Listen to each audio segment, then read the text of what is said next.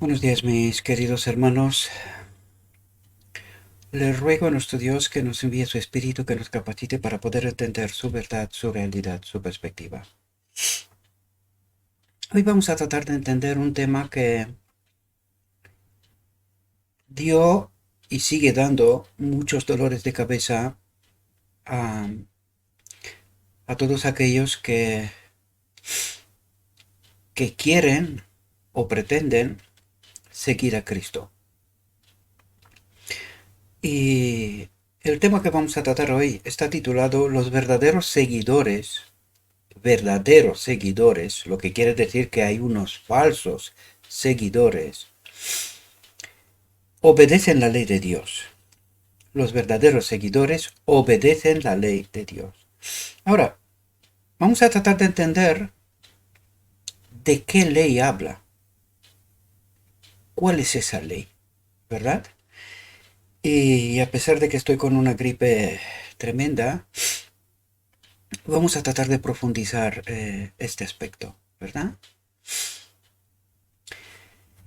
Y dice lo siguiente, dice, el pecado es infracción de la ley. Y ahora vamos a entender de qué nos está hablando, ¿verdad? Es el texto de Primera de Juan 3,4. Vamos a ver de qué ley habla, cuál es la ley, cómo entendemos nosotros la ley y de qué ley nos habla Dios, ¿verdad? Dice, el deseo de llevar una religión fácil, que no exija luchas, ni desprendimiento, ni ruptura con las locuras del mundo, ha hecho popular la doctrina de la fe y de la fe sola, es decir, de la justificación por la fe, que es lo que predican, yo diría, todos los cristianos hoy, incluida la Odisea, sin siquiera entender cuál es el mensaje del día de la expiación, ¿verdad? Dice, pero ¿qué dice la palabra de Dios? El apóstol Santiago escribe, hermanos míos, ¿de qué aprovechará si alguno dice que tiene fe y no tiene obras? Aquí quisiera hacer un énfasis. Los cristianos, los que siguen a Cristo, han de tener la fe de Jesús. Aquí, cuando estamos hablando de la fe, ¿de qué fe hablamos? Porque yo creo que hay una gran confusión. No entendemos qué es la ley, quién es la ley y cuál es la verdadera fe. Estamos en una gran confusión, ¿verdad? Por lo tanto, la única fe válida es la fe de Jesús, ¿verdad? Además es un condicionante en Apocalipsis con respecto a los 144.000, la última generación que ha de glorificar a Dios. Tienen que tener la fe de Jesús. Los que guardan los mandamientos tienen la fe de Jesús, no otra fe. Por eso el título nos dice los verdaderos seguidores y no los falsos, que por desgracia son mayoría, ¿verdad? Por lo tanto dice, ¿de qué aprovechará si alguno dice que tiene fe y no tiene obras? Entonces, si esa fe no tiene obras, no es la fe correcta, ¿verdad? Dice, ¿podrá la fe salvarle? Mas quiere saber, hombre vano, que la fe sin obras es muerta. ¿No fue justificado por las obras Abraham, nuestro padre, cuando ofreció a su hijo Isaac sobre el altar? ¿No ves que la fe actuó juntamente con sus obras y que la fe se perfeccionó por las obras? ¿Veis pues que el hombre es justificado por las obras y no solamente por la fe? Diría Santiago, capítulo 2, 14 al 24, ¿verdad? Entonces, vamos a ver cuál es esa fe de Abraham y vamos a ver comparado con la verdadera fe que es la fe de Jesús, ¿verdad? Y es lo que en realidad el tema trata de ayudarnos a entender. Dice, el testimonio de la palabra de Dios se opone a esa doctrina seductora de la fe sin obras o de la justificación por la fe, ¿verdad? Que estamos hablando de lo mismo. Dice, no es fe pretender el favor del cielo. Favor del cielo. ¿Qué es el favor del cielo? Es el don inmerecido. Es esta vida de la cual Cristo, uno igual a Dios, se despoja y nos la regala a nosotros. Por eso es el favor del cielo, el don inmerecido, ¿verdad? Y vamos a tratar de entender qué es eso. ¿Por qué la necesitamos? ¿Verdad? Dice, no es fe pretender el favor del cielo, es decir, el Espíritu, sin cumplir las condiciones necesarias para que la gracia sea concedida. Cumplir condiciones necesarias. Y vamos a ver de qué nos está hablando. Dice, es presunción, pues la fe verdadera se funda en las promesas y disposiciones de las Sagradas Escrituras. Es decir, nosotros no podemos recibir el Espíritu Santo mientras en nuestra mente todavía predomina, diríamos, actualizado al marco del día de la expiación, a la Odisea, el vino de Babilonia. Mientras en nuestra mente está el vino de Babilonia y no la palabra de Dios verdadera, purificada, santificada, ¿verdad? Dice, es presunción, pues la fe verdadera se funda en lo escrito está, podríamos decir, en las promesas y disposiciones de las Sagradas Escrituras. Atentos a lo que dice aquí. Un pecado cometido deliberadamente. ¿Qué es pecado? Es aquel pecado que lo estamos haciendo con conocimiento. Por lo tanto, un pecado cometido deliberadamente acalla la voz atestiguadora del Espíritu. No lo sé si conectáis de lo que nos está hablando. Porque dice, los verdaderos seguidores obedecen la ley de Dios. ¿Qué es el Espíritu para nosotros? Vamos a leer la frase de nuevo. Dice, un pecado cometido deliberadamente acalla la voz atestiguadora del Espíritu y separa el alma de Dios. ¿Qué pasó con Adán en Edén? No sé si logramos conectar de qué nos está hablando aquí. Os recuerdo que el título de la reflexión es los verdaderos seguidores obedecen la ley de Dios. ¿Qué le pasó a Adán en Edén? Deliberadamente eligió desconfiar de Dios, por lo tanto, acalló la voz atestiguadora del Espíritu y separa el alma de Dios. Y murió. Y cuando digo murió, lo pongo entre comillas. Es lo que debería de haber pasado instantáneamente. ¿Por qué? Porque por el relato del Génesis vemos que Cristo viene y hace un sacrificio para Adán y para Eva y siguen con vida, aún debiendo haber estado muertos. Separa el alma de Dios. Un alma separada de Dios, ¿qué ocurre? Muere.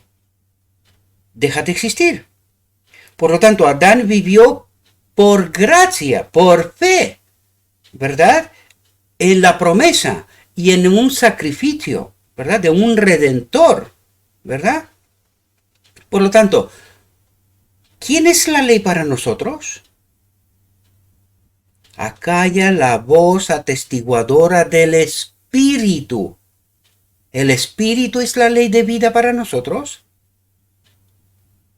Pues vamos a tratar de averiguar a través de esta reflexión, vamos a ver cuánta profundidad hay y si realmente nosotros hoy logramos entender de qué está hablando Dios y qué es lo que entendemos nosotros, ¿verdad? Dice, el pecado es infracción de la ley, separación de Dios. Infracción de la ley, separación de Dios, ¿verdad?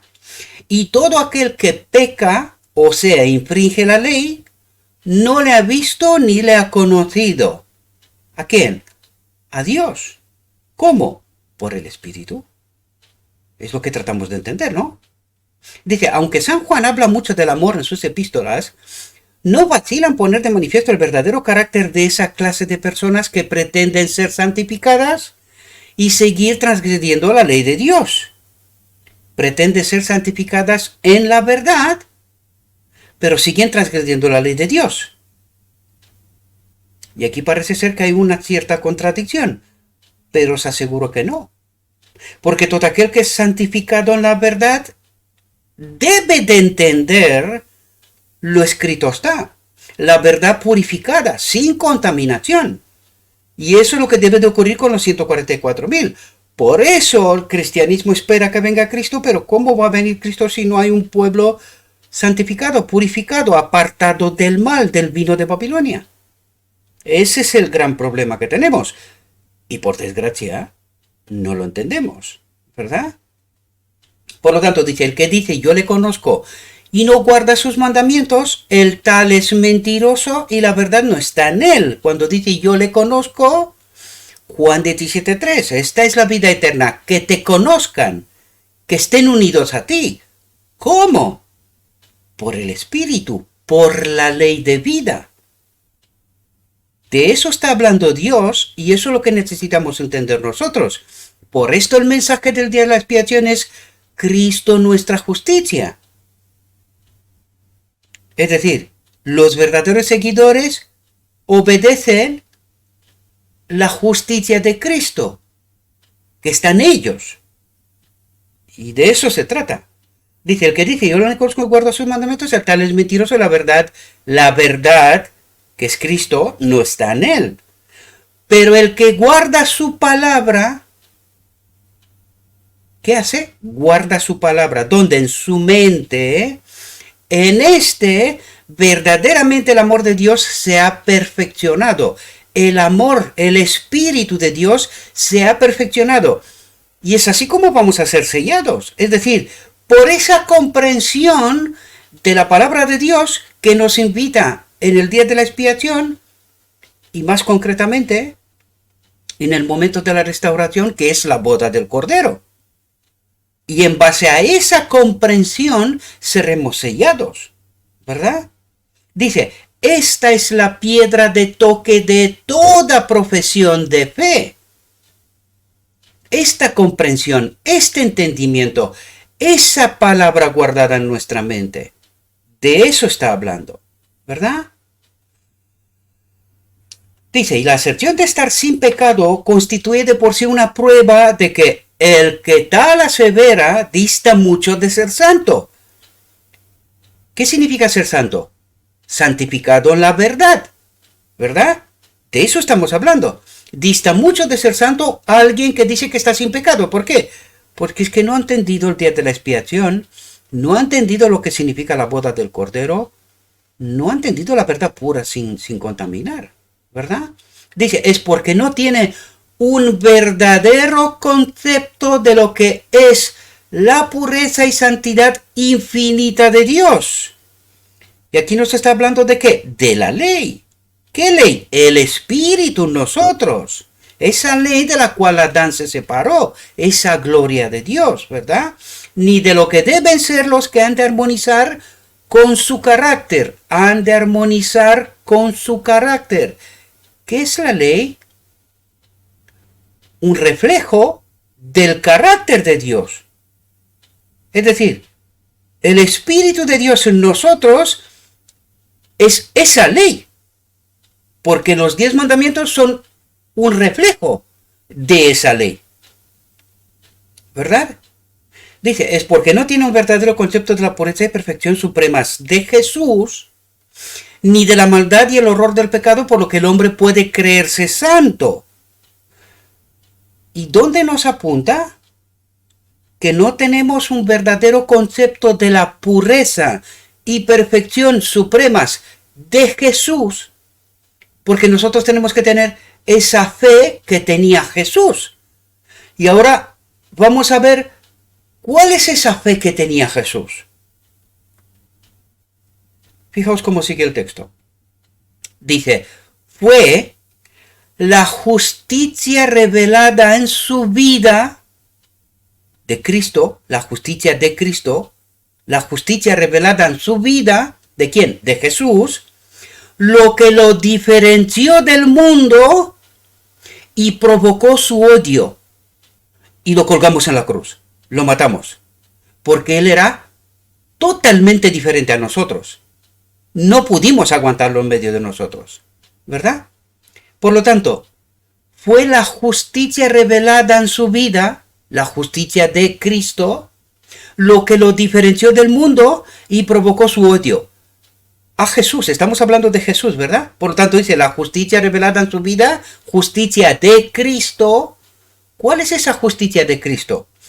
Vamos a tratar de entender de qué está hablando, queridos, porque nosotros no entendemos cuando Dios habla, nosotros no entendemos de lo que nos habla, ¿verdad? Y ahí vemos que incluso el hombre Jesús fue justificado por la justicia de Cristo. Y vamos a tratar de entender qué es esa justicia de Cristo. Porque el cristianismo está bien confundido hoy día. Desgraciadamente los laodicenses peor todavía, ¿verdad? Vamos a ver un texto de Juan 14. Dice, Jesús le dijo, desde el versículo 9 en adelante, Jesús le dijo, ¿tanto tiempo hace que estoy con vosotros y no me has conocido, Felipe? Dice Jesús. El que me ha visto a mí, ha visto al Padre. ¿Qué quiere decir? Ha visto la justicia de Cristo, es decir, el Padre mediante el Espíritu está en el hombre Jesús, ¿verdad? Cuidado que estamos tratando de averiguar cuál es la fe de Jesús, ¿verdad? Por lo tanto dice, el que me ha visto a mí, ha visto al Padre, ha visto la gloria de Dios, ha visto su carácter, ha visto su manifestación, la manifestación de la ley. ¿Cómo pues dices tú, muéstranos el Padre? ¿No crees que yo soy en el Padre y el Padre en mí? Y ahora vamos a tratar de entender a continuación por qué dice que Él está en el Padre y el Padre está en Él, en Jesús. ¿Cómo es eso? ¿De qué está hablando aquí? Dice, las palabras que yo os hablo no las hablo por mi propia cuenta. Dice que no habla por su propia cuenta. Dice, sino que el Padre que mora en mí, ¿cómo? Mediante el Espíritu, Él hace las obras. ¿Quién hace las obras? ¿Quién obedece la ley? ¿Quién lo ha justificado? El Padre que mora en Él mediante el Espíritu, ¿verdad? Dice, creedme que yo soy en el Padre y el Padre en mí. De otra manera, creedme por las mismas obras, por esa fe manifestada por obras. Y de eso está hablando, ¿verdad? Comparado con lo que nos habló antes de Abraham. Recuerden, ese tema es muy complejo, ¿verdad? Pero trato de ayudaros a entender con la palabra de Dios de qué está hablando Jesús. ¿Cómo fue Jesús justificado? Y lo vimos por el texto de antes, por la justicia de Cristo. ¿Qué es esa justicia de Cristo? Es esa ley de Dios que habitó en Él y que tiene que habitar también en nosotros. De esa ley habla Dios. Y no del reflejo de los 10 principios, 10 mandamientos. ¿Verdad?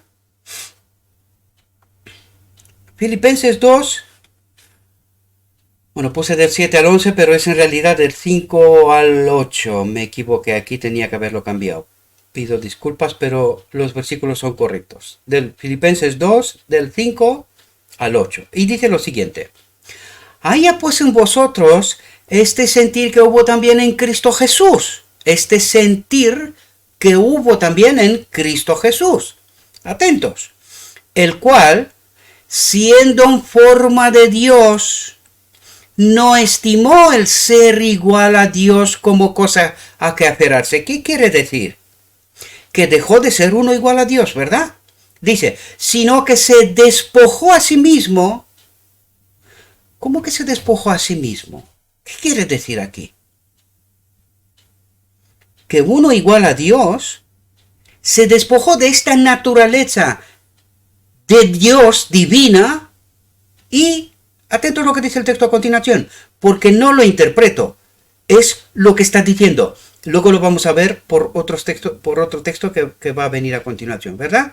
Dice, sino que se despojó a sí mismo, tomando forma de siervo, de hombre, hecho semejante a los hombres, hecho semejante a los hombres. ¿Qué es lo que quiere decir aquí? Que uno igual a Dios se ha hecho hombre. ¿Cuándo? En la encarnación. ¿Por qué? ¿Por qué? Buena pregunta. A continuación la vamos a resolver, ¿verdad? Dice, tomando forma de siervo, hecho semejante a los hombres, y estando en la condición de hombre, es decir, siendo hombre, uno como los hombres, se humilló a sí mismo, haciéndose obediente hasta la muerte. ¿Por qué lo pusimos en la cruz? Por el texto que dijimos antes. Él era diferente a nosotros y lo odiamos hasta la muerte. Lo colgamos en la cruz. Por lo tanto, se humilla a sí mismo haciéndose obediente hasta la muerte y muerte de cruz, dice. Es decir, no pudimos aguantar a este hombre santo en medio de nosotros. Lo colgamos en la cruz, lo matamos, lo asesinamos. ¿Verdad? Fijaos, ¿por qué tuvo que despojarse de esta naturaleza de uno igual a Dios? Dice, el Hijo de Dios, el glorioso soberano del cielo, se conmovió de compasión por la raza caída. Una infinita misericordia conmovió su corazón al evocar las desgracias de un mundo perdido. Mundo perdido. Pero el amor divino había concebido un plan mediante el cual el hombre podía ser redimido. Atentos. La quebrantada ley de Dios exigía la vida del pecador. ¿Qué era la ley de Dios? La vida de Adán, queridos. Este soplo de vida, este espíritu que estaba en Adán, esa gloria de Dios, ¿verdad? Cuando Adán desconfía de Dios, esa vida ha de abandonarlo. Por lo tanto, ¿qué es la ley de Dios? Es este soplo de vida, es este espíritu de Cristo, antes uno igual a Dios, que estaba en nosotros. Ahora, una vez que entendemos esta realidad, vamos a ver qué es lo que hace Cristo para redimir al hombre, ¿verdad? El hombre debería de haber perdido la vida, ¿verdad? La quebrantada ley de Dios, este espíritu de Dios, esa vida de Dios que está en nosotros, ¿verdad? Una vez que Adán desconfía de Dios, esa vida ha de abandonarlo. Dios no obra por la fuerza, sino que si el hombre no quiere que Dios habite en él, ¿verdad? Pues Dios se retira. ¿Qué ocurre inmediatamente? El hombre muere, desaparece. Por lo tanto, ¿qué es la ley? Es el Espíritu de Dios en nosotros. Eso es lo que trato de explicaros y eso es lo que trata de explicarnos Dios. Porque nosotros nos fijamos por la ley de los 10 principios. Pero aquello es un reflejo de lo que es la verdadera ley, que es el Espíritu de Dios en nosotros. Es decir, ese carácter, ¿verdad?, que Adán perdió nada más abandonarlo la gloria de Dios, pero cuando tenía el Espíritu de Dios, tenía el carácter de Dios, el verdadero, la verdadera ley, ¿verdad? Dice, en todo el universo, atentos, solo existía uno. En todo el universo solo existía uno, aparte del Padre, ¿verdad?, que podía satisfacer sus exigencias en lugar del hombre. Ahora, aquí quiero atraer la atención porque ayer alguien me preguntaba con respecto a la Trinidad, a 3 dioses. Pero aquí vemos que aparte del Padre, solo existía uno igual a Dios. No había nadie más, solo había 2, el Padre y Cristo, nadie más, ¿verdad? Y dice, solo existía uno que podía satisfacer sus exigencias en lugar del hombre. Puesto que la ley divina es tan sagrada como el mismo Dios. La ley divina es tan sagrada como el mismo Dios. Es decir, que es el mismo. ¿Verdad? Por lo tanto, dice, solo uno igual a Dios podría expiar su transgresión. Ahora, vamos a entender el diccionario del cielo. Solo uno igual a Dios podía, primero, pagar el precio por el pecado, podía unir de nuevo al hombre con la vida de Dios, con la ley de Dios, con el carácter de Dios, podríamos decir, con la eternidad, con el Padre, el único Dios verdadero, Juan 17:3, ¿verdad? El único Dios verdadero.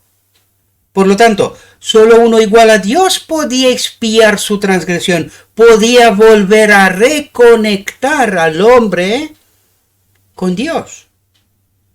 Y dice, ninguno, sino Cristo podía salvar al hombre de la maldición de la ley. ¿Qué es la maldición de la ley? La no presencia del Espíritu de Dios es muerte, maldición, muerte, ¿verdad?